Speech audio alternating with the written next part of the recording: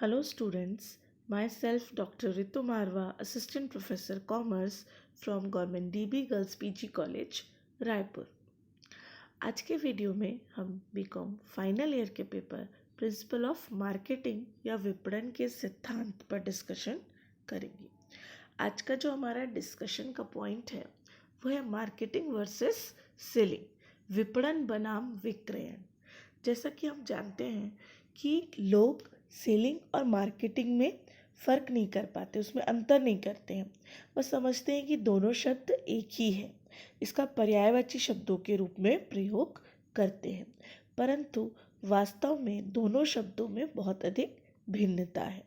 विपणन शब्द का जो अर्थ है वह विस्तृत है और उसमें ही विक्रय भी शामिल है। विक्रय का कार्य वस्तुओं को अंतिम उपभोक्ता या निर्माण करने वाली संस्था तक पहुंचाने का होता है, जबकि विपणन का अर्थ व्यापक होता है। तो इन दोनों के बीच का अंतर समझने के लिए हम देखते हैं कि विपणन का अर्थ क्या है, विक्रयण का अर्थ क्या है और इन दोनों के बीच में क्या अंतर है। तो सबसे पहले हम देखते हैं मीनिंग ऑफ मार्केटिंग। विपणन का अर्थ उपभोक्ताओं की आवश्यकता के अनुरूप उत्पादन करने और उसे उपभोग या उपयोग के लिए समर्पित करना है, जिससे कि जनसाधारण के रहन सहन के स्तर में वृद्धि हो सके तथा उपभोक्ताओं को संतुष्टि देते हुए लाभ प्राप्त किया जा सके।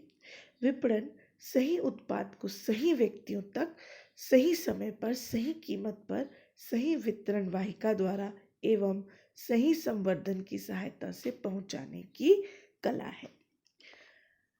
अब हम देखते हैं कि विक्रयण का अर्थ या मीनिंग ऑफ सेलिंग क्या है। विक्रयण का अर्थ वस्तुओं का स्वामित्व विक्रेता से क्रेता को हस्तांतरण करने से है। वस्तु को नगद द्रव्य में बदलना ही विक्रय कहलाता है। इसके साथ ही साथ विक्रय में पूरा ध्यान वस्तु पर केंद्रित होता है।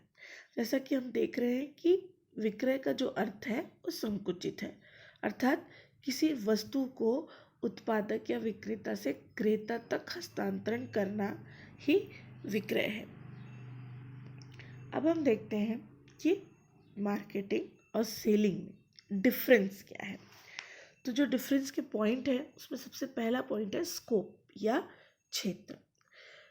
जो मार्केटिंग है उसका जो क्षेत्र है वो सेलिंग से अधिक विस्तृत है। मार्केटिंग में वो सारी क्रियाएं आ जाती हैं जो वस्तु के उत्पादन से पूर्व प्रारंभ हो जाती हैं और वस्तु के विक्रय के बाद भी चलती रहती हैं। जैसे कि हम देखते हैं कि जब किसी वस्तु को निर्मित करने के लिए वस्तु अनुसंधान, उपभोक्ता अनुसंधान, ये सारी क्रियाएं की जाती हैं जिससे उपभोक्ताओं की आवश्यकताओं के बारे में पता चल सके और वस्तु के उपयोग के संबंध में जानकारी प्राप्त हो सके। तो ये सारी क्रियाएं जो है मार्केटिंग में शामिल होती हैं। इसके अलावा जब वस्तु बेच दी जाती है तो उसके बाद भी जो क्रियाएं की जाती है, जो आफ्टर सेल सर्विस प्रोवाइड की जाती है ग्राहकों को, वो भी मार्केटिंग का ही एक पार्ट होता है। जबकि सेलिंग का जो क्षेत्र है वह बहुत अधिक संकुचित है। इसका जो मुख्य उद्देश्य होता है वस्तु को बेच देना मात्र होता है। दूसरा पॉइंट यदि हम देखें तो लाभ कमाने का उद्देश्य या ऑब्जेक्ट ऑफ प्रॉफिट अर्निंग, जो मार्केटिंग के अंतर्गत ग्राहक को संतुष्टि प्रदान करते हुए लाभ कमाने का उद्देश्य होता है, जबकि सेलिंग में वस्तु की अधिकाधिक बिक्री करके उससे लाभ कमाने का उद्देश्य होता है। बिक्री में ग्राहक संतुष्टि की ओर ध्यान नहीं दिया जाता, लाभ कमाना ही एकमात्र उद्देश्य होता है। परंतु मार्केटिंग में ग्राहकों को संतुष्टि प्रदान करने के साथ साथ लाभ कमाने का उद्देश्य होता है। थर्ड पॉइंट है ध्यान या फोकस। मार्केटिंग में ग्राहकों की आवश्यकताओं पर बल दिया जाता है और जबकि सेलिंग में सिर्फ सेल्स वॉल्यूम को बढ़ाने पर ध्यान दिया जाता है। जो मार्केटिंग है उसमें देखा जाता है कि ग्राहकों की क्या आवश्यकताएं हैं और उस आवश्यकता के अनुरूप वस्तुओं का निर्माण किया जाता है और वस्तु जो है वो कोशिश की जाती है कि नवीन टेक्नोलॉजी अच्छी क्वालिटी की हो, जिससे अधिक से अधिक उपभोक्ता संतुष्टि प्राप्त हो। परंतु सेल्स में केवल सेल्स वॉल्यूम की ओर ध्यान दिया जाता है। इसके साथ ही संबंध या रिलेशन, जैसा कि हमने देखा कि मार्केटिंग का जो संबंध है वो उपभोक्ता संतुष्टि की ओर है, जबकि सेलिंग का जो संबंध है वह उत्पाद या वस्तु के भौतिक हस्तांतरण तक ही सीमित है।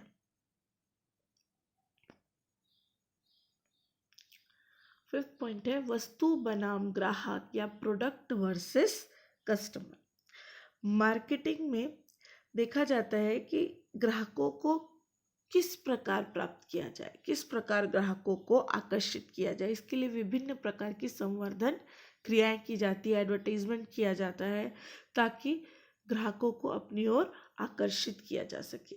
परंतु यदि हम सेल्स की तरफ देखें तो उसका अभिप्राय केवल वस्तुओं और सेवाओं को ग्राहकों की ओर प्रवाहित करना है, अर्थात तो केवल वस्तुओं और सेवाओं का हस्तांतरण करना मात्र है।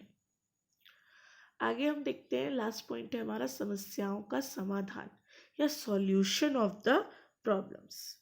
हम यदि देखते हैं कि मार्केटिंग की जितनी भी प्रॉब्लम्स आती हैं उसका जो निराकरण है वह विपणन प्रबंधक करता है, और यदि विक्रय से संबंधित कोई समस्या आती है तो उसका जो निराकरण है वह विक्रय प्रबंधक करता है, और जो विक्रय प्रबंधक होता है वो विपणन प्रबंधक से आदेश एवं निर्देश प्राप्त करता है।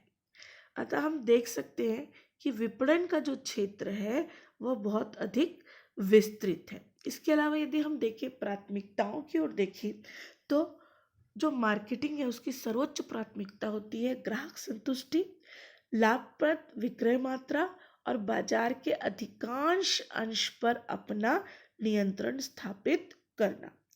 जबकि यदि हम देखें कि सेलिंग की प्राथमिकता क्या है, सर्वोच्च प्राथमिकता क्या है, तो सेल्स में हमेशा विक्रय की मात्रा में वृद्धि करने और सेल्स के बढ़ते हुए कमीशन की ओर ध्यान केंद्रित किया जा सकता है। तो हम देख सकते हैं कि जो विक्रय है उसका क्षेत्र संकुचित है, और विपणन क्रिया जो है मस्तिष्क में वस्तु का निर्माण या का विचार आते ही प्रारंभ हो जाती है। विपणन में विपणन अनुसंधान, वस्तु नियोजन से लेकर विक्रय की बाद की क्रियाएं भी शामिल होती है। विक्रय में अधिक विक्रय पर ध्यान दिया जाता है, जबकि विपणन में ग्राहक की आवश्यकताओं का पता लगाने, उसको संतुष्ट करने पर अधिक बल दिया जाता है।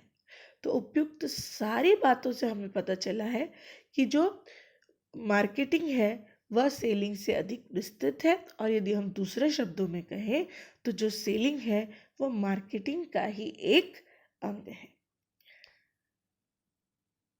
आशा है आप लोगों को मार्केटिंग और सेलिंग के मध्य का अंतर समझ आया होगा। धन्यवाद।